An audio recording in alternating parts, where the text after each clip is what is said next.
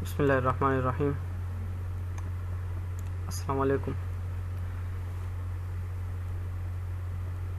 बिस्मिल्लाह करते हैं, अगले लेक्चर की तरफ चलते हैं।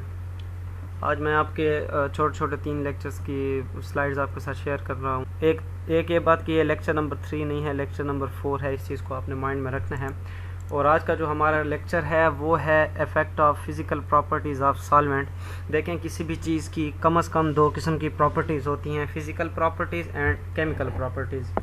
अब फिज़िकल प्रॉपर्टीज़ जो हैं वो हम सिंपली क्या कह सकते हैं, वो प्रॉपर्टीज़ जो हमें नज़र आ रही होती हैं, हम अपनी नेकेड आई से देखते हैं, फिज़िक्स से जो चीज़ें रिलेटेड होती हैं। ये कोई इतना प्योर कॉन्सेप्ट नहीं है, एक सादी सी बात मैं आपको समझाने के लिए कह रहा हूँ। तो हमने वो चीज़ें देखनी है जो हमें नज़र आती हैं या हमें समझ में आती हैं कि ये चीज़ ऐसे है, तो इसका क्या उसके ऊपर इफ़ेक्ट है। तो इस फिज़िकल प्रॉपर्टीज़ सॉल्वेंट्स को कैसे अफेक्ट करती हैं, तो उसको हमने देखना है। जिसमें पहला हमारे पास है मेल्टिंग एंड बॉइलिंग पॉइंट। तो डेफिनेटली हमें पता है फिज़िकल प्रॉपर्टीज़ कौन सी हैं। मेल्टिंग एंड बॉइलिंग पॉइंट्स हो गए, डेंसिटीज़ हो गई, डाइलेक्ट्रिक कांस्टेंट्स हो गए, विस्कोसिटीज़ हो गई, इसी तरह से उनके फ्रीजिंग पॉइंट्स क्या हैं वगैरह वगैरह। तो हम उनमें से कुछ समराइज़ करेंगे चीज़ों को, मेन चीज़ों को 2-3 को हम डिस्कस करेंगे जिससे सॉल्वेंट की नेचर इफ़ेक्ट होती है। तो मेल्टिंग एंड बॉइलिंग पॉइंट के अंदर पॉइंट्स को मैं थोड़ा सा पढ़ता हूँ। Difference between melting and boiling point is called liquid range of that solvent.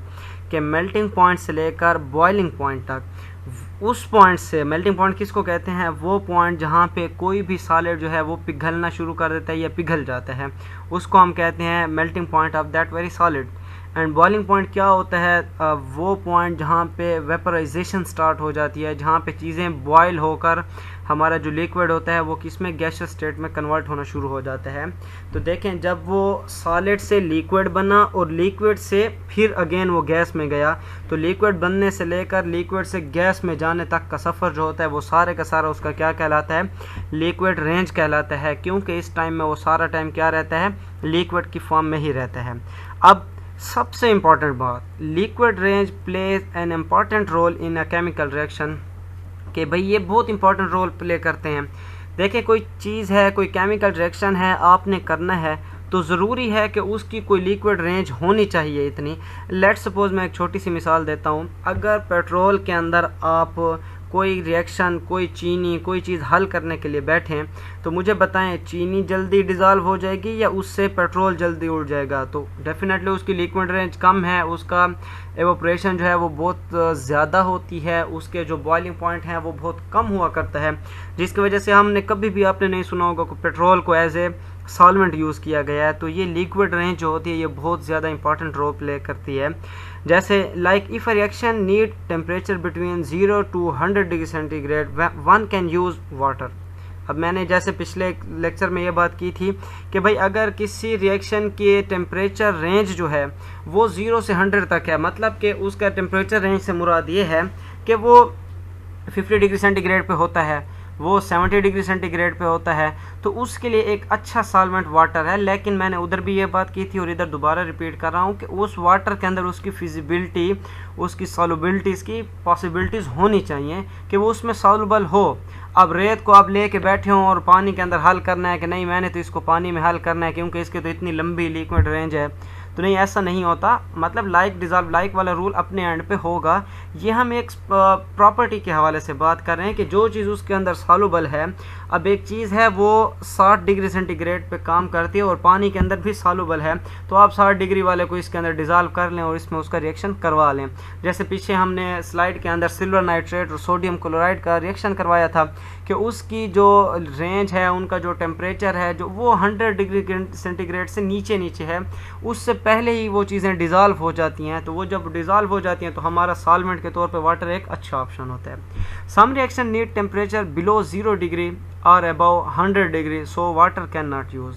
तो जहाँ पे जो मैं पॉइंट अभी कह रहा था कि जहाँ पे वो इस रेंज से नहीं आते, जो चीज़ एक 0 डिग्री सेंटीग्रेड से भी नीचे बॉयल या टेम्परेचर उसको ज़रूरत है, एक चीज़ है जिसको 100 डिग्री सेंटीग्रेड से अबव का टेम्परेचर आपने, लेट्स सपोज आप इंडस्ट्रियल एरियाज़ के अंदर जब विज़िट करते हैं, लाइक हमारी लक्की सीमेंट फैक्ट्री है, तो यहाँ पे जो किलन प्रोड्यूस कर रहे होते हैं, जहाँ पे ऐसे क्लिंकर के तौर पे जिसको हम कहते हैं, ऐसे रेड हॉट सीमेंट के ऐसे टुकड़े टुकड़े होते हैं, मैंने उसको अपनी आंखों से खुद देखा है, उसका टेम्परेचर 1200 डिग्री सेंटीग्रेड होता है। अब आप सोचें जब उसका टेम्परेचर 1200 डिग्री सेंटीग्रेड है तो उसके अंदर तो पानी नहीं होता होगा, पानी का तो 100 डिग्री सेंटीग्रेड से टेम्परेचर ऊपर जा ही नहीं सकता। तो डेफिनेटली वहाँ पे वो सॉल्वेंट यूज़ होंगे, वो कंपोनेंट्स यूज़ होंगे जिनकी लिक्विड रेंज, जिनका मेल्टिंग एंड बॉइलिंग पॉइंट उस लेवल का हो, उसी को ही यूज़ करेंगे। ओके, तो क्या होता है, difference between melting and boiling point इसका liquid range, and liquid range जो होती है वो इंपॉर्टेंट रोल प्ले करती है। लेकिन इस सबसे पहले आपको melting point and boiling point की डेफिनेशन आती हो, जो मैंने आपको सिंपली बता दिया कि क्या होते हैं। दूसरी प्रॉपर्टी है हमारे पास dielectric constant. So what is dielectric constant? एक सादी सी बात मैं आपको बताता हूँ। दो बंदों को आपने खड़ा कर दिया और उनके दरमियान में एक दीवार लगा दी, ये जो दीवार है ये उनका डाई इलेक्ट्रिक कांस्टेंट है।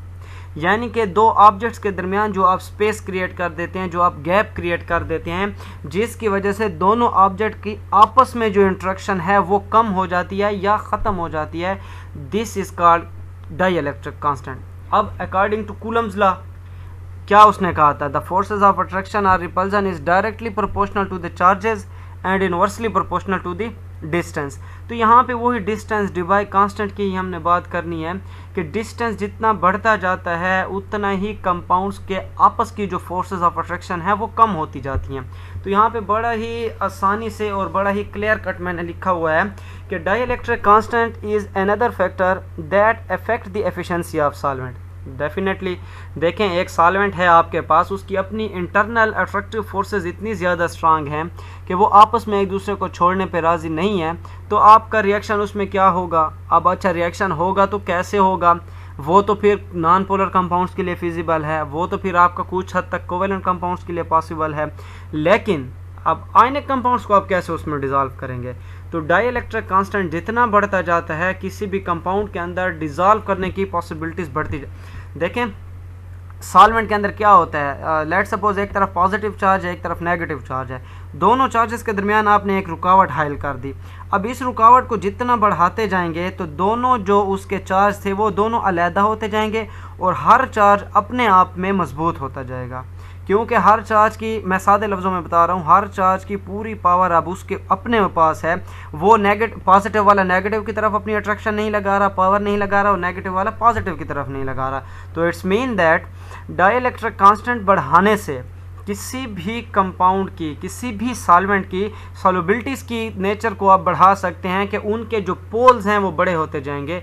और देखें डाई इलेक्ट्रिक कांस्टेंट में increase in dielectric constant indicates increase in the tendency of the solvent to dissolve ionic compounds. Ionic compounds के लिए कौन सी चीज़ ज़रूरत है, जिसके प्योर आयंस हों, जिनके ऊपर पूरे का पूरा पॉजिटिव और नेगेटिव चार्ज हो।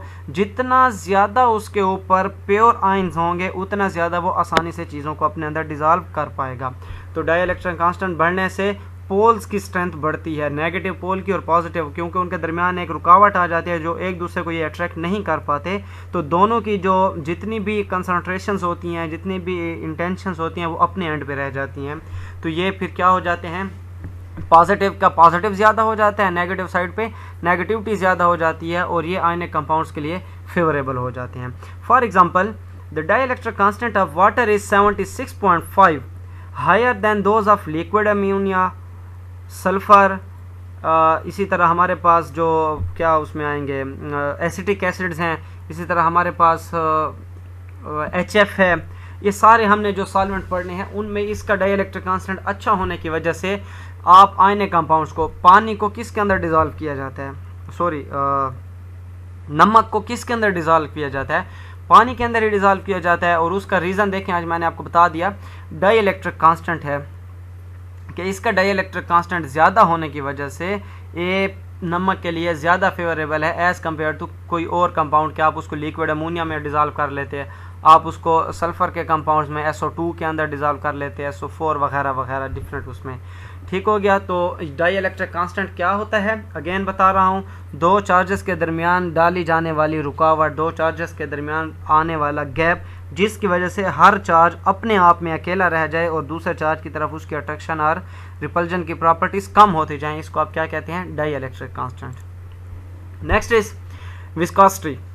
अब विस्कोसिटी क्या है, सिंपल सी बात है, resistance in the flow of liquid. Viscous गाढ़ा हो जाना। आप मैं आपको सादी बात बताता हूँ। दूध हम लेने जाते हैं, दूध के अंदर हम उंगली डिप करते हैं तो कुछ दूध ऐसे होते हैं जो हमारी उंगली से फ़ौरन उतर जाते हैं, कुछ ऐसे होते हैं कि जब मैं उसको हिलाने की बात नहीं कर, सिर्फ आपने उंगली डाली और फिर देख रहे हैं, तो एक दूध ऐसा होगा जिसके अंदर आपकी उंगली के ऊपर वाइट आपको नज़र आएगा कि दूध चिपका हुआ है, दूसरा ऐसा होगा कि उतर जाएगा और आपको बहुत ही पतली लेयर नज़र आएगी।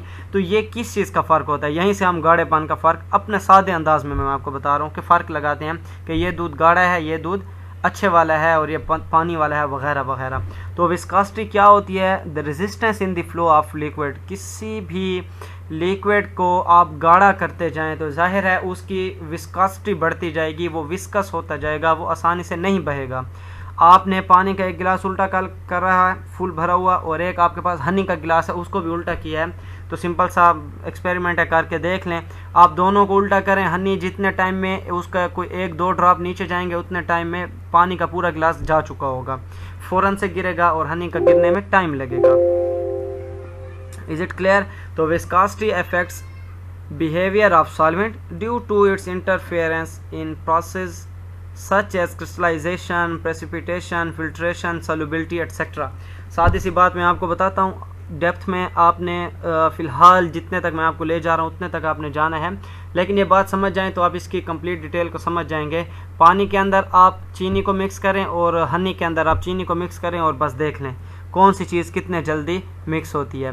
फिल्ट्रेशन आपने करनी है तो अगर आपने फिल्ट्रेशन देखनी है तो आप इसमें क्या कर लें, पानी को भी आप फ़िल्टर पेपर से पास करके देख लें, हनी को भी आप फ़िल्टर पेपर से पास करके देख लें। प्रेसिपिटेशन बनाने हैं तो पानी के भी प्रेसिपिटेट बना, तो आपको एक जनरल व्यू के अंदर ये चीज़ समझ आती है कि इसके अंदर विस्कस होने की वजह से, इसमें ज़्यादा गाढ़ापन होने की वजह से इसकी स्पीड कम होगी, हर प्रोसेस में इसकी स्पीड कम होती जाती है। तो विस्कोसिटी एक बहुत मेजर रोल प्ले करती है। आगे पढ़ते हैं। The viscosity influences that the rate of mass transfer in the solvent and therefore the conductivity of electrolyte solution. The lower viscosity the better is the tendency of solvent to fit into a various reactions.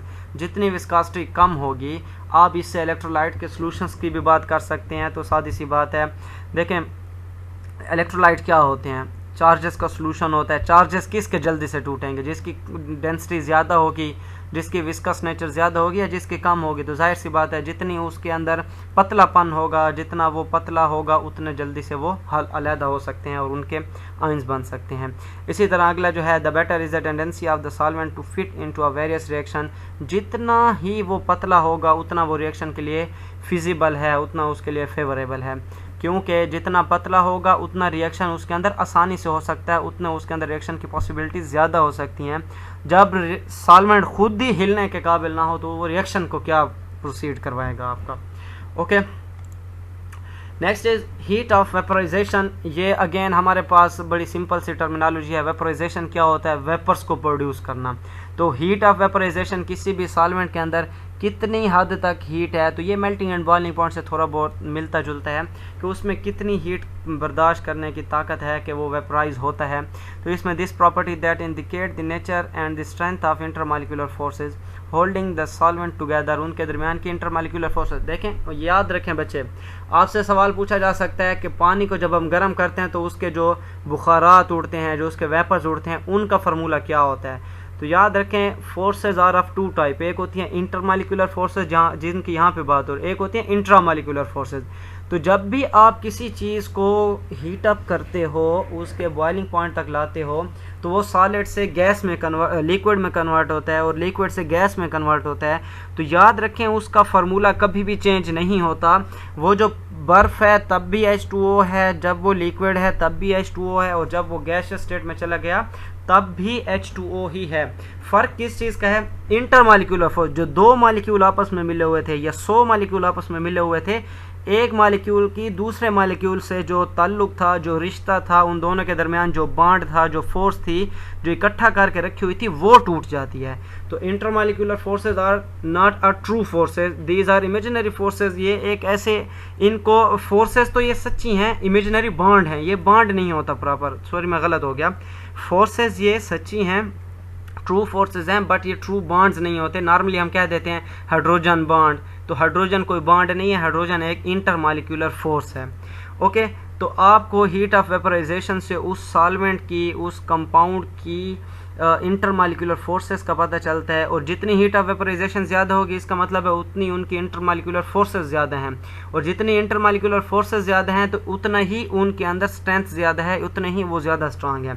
A solvent, आगे पढ़ रहा हूँ, that is characterised by high value of heat of vaporisation suggest strong intermolecular forces and vice वर्सा।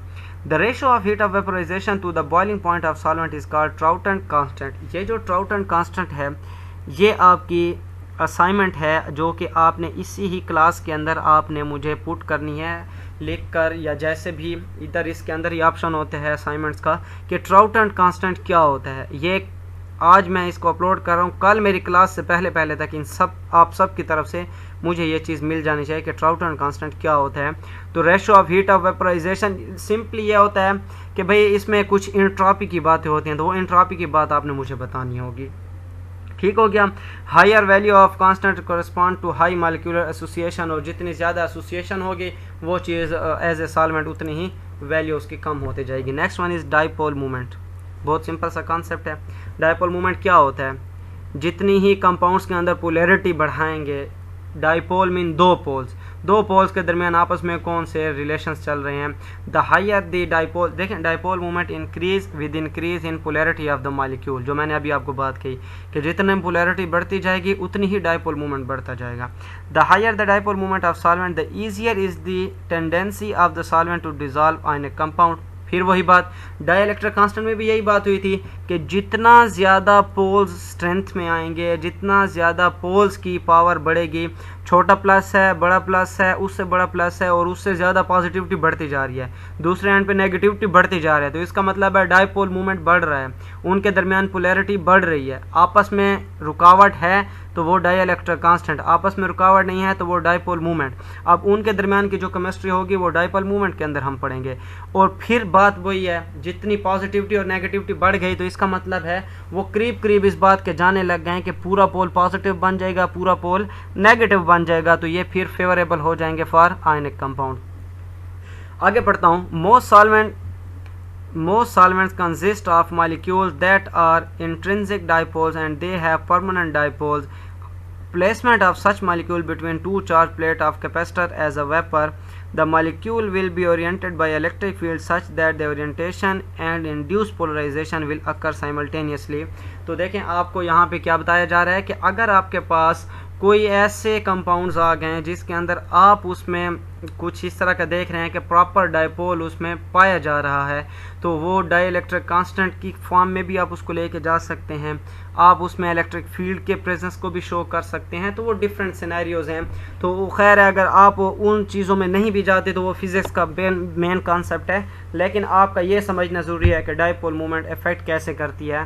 तो dipole movement कैसे effect करती है कि dipole movement बढ़ता जाएगा तो कोवेलेंट कंपाउंड्स की सॉल्युबिलिटी उतनी नहीं रहेगी, बल्कि आयनिक कंपाउंड्स की सॉल्युबिलिटी बढ़ती जाएगी।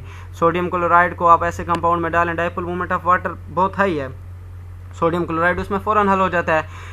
नमक को डालें और चीनी को डालें, नमक जो है वो एक आयनिक कंपाउंड है, चीनी एक कोवेलेंट कंपाउंड है, आपको रिजल्ट आ जाएगा आपके सामने। चीनी जो है वो देर से हल होगी, नमक जो है वो जल्दी हल हो जाएगा। आपको डाइपोल मूवमेंट और डाइइलेक्ट्रिक कांस्टेंट का जवाब मिल जाता है कि प्रैक्टिकली भी आपने चेक कर लिया कि डाइपोल मूवमेंट ज़्यादा हो या डाइइलेक्ट्रिक कांस्टेंट ज़्यादा हो तो आयनिक चीज़ें जल्दी डिजॉल्व हो जाती हैं एज़ कम्पेयर टू कोवेलेंट। इसी तरह आप किसी आयनिक सॉल्वेंट में ऑर्गेनिक सॉल्वेंट जो है हमारे पास ईथर हो गया, बेंजीन हो गया, उसमें चीनी को भी हल करें, नमक को भी हल करें, फिर आपको रिजल्ट सामने आ जाएगा कि उनका डाइपोल मूवमेंट डाइइलेक्ट्रिक कांस्टेंट कम है बल्कि न होने के बराबर है, तो वहाँ पे कोवेलेंट कंपाउंड बहुत जल्दी से हल हो जाते हैं और आयनिक कंपाउंड हल ही नहीं होते। तो ये बड़ी सिंपल सी बातें हैं, सिंपल सी केमिस्ट्री है जो आप घर में भी इसको चेकआउट कर सकते हैं। मतलब ये है कि आप इसको पढ़ने वाले बने, घर में कुछ करें सही, ऐसा ना हो कि आप लोग बस ऐसे देख लें यस हो गया और बात ख़त्म हो गया, ऐसा नहीं होगा। तो ये हमारा हो गया ये वाला फिज़िकल प्रॉपर्टीज़ का इफेक्ट। बहुत सारी और हैं जो मैंने फ़िलहाल छोड़ दी हैं, तो जितनी हमने करनी थी मुझे लगा कि ज़रूरी है ये पढ़ना, वो हमने पढ़ लिए। तो यहाँ तक हमें कम से कम ये समझ आ जानी चाहिए सॉल्वेंट्स क्या होते हैं, सॉल्वेंट किन को कहते हैं, सॉल्वेंट के इफ़ेक्ट्स क्या होते हैं, सॉल्वेंट के यूजेस क्या होते हैं, इसी तरह सॉल्वेंट्स कौन सी फिजिकल प्रॉपर्टीज से इफेक्ट खुद हो रहे होते हैं। कुछ तो यह है ना कि सॉल्वेंट कौन सा इफेक्ट डाल रहा है। जैसे रोल ऑफ सॉल्वेंट के अंदर हमने बात की थी कि उसने नेचर को चेंज कर दिया, उसने सिमत को चेंज कर दिया, डायरेक्शन चेंज हो गई। इसी के साथ अब भी हमने ये देखा कि अब खुद सॉल्वेंट किससे इफेक्ट हो रहा है। जो खुद बड़ा बना हुआ था अब उसके ऊपर भी कुछ आ गया जो उसको भी इफेक्ट करने वाला है। तो ये सारी चीज़ें हैं। तो यहाँ तक आप इसको पढ़ें, देखें, और अगर आपको कोई सवाल हो तो आप मुझसे पूछ सकते हैं। और अपनी प्रेजेंस आपने मुझे शो करनी है। ये मैं लास्ट पे इसलिए कह रहा हूँ कि पता चले कि आपने कितना सुना है। जिसने ये लेक्चर सुन लिया है वो मुझे यहाँ पे यस सर के उससे नोट से या यस सर के कमेंट के साथ अपनी प्रेजेंस शो करेगा। कुछ पूछना हो तो मोस्ट वेलकम। जज़ाकल्लाह। अस्सलाम वालेकुम।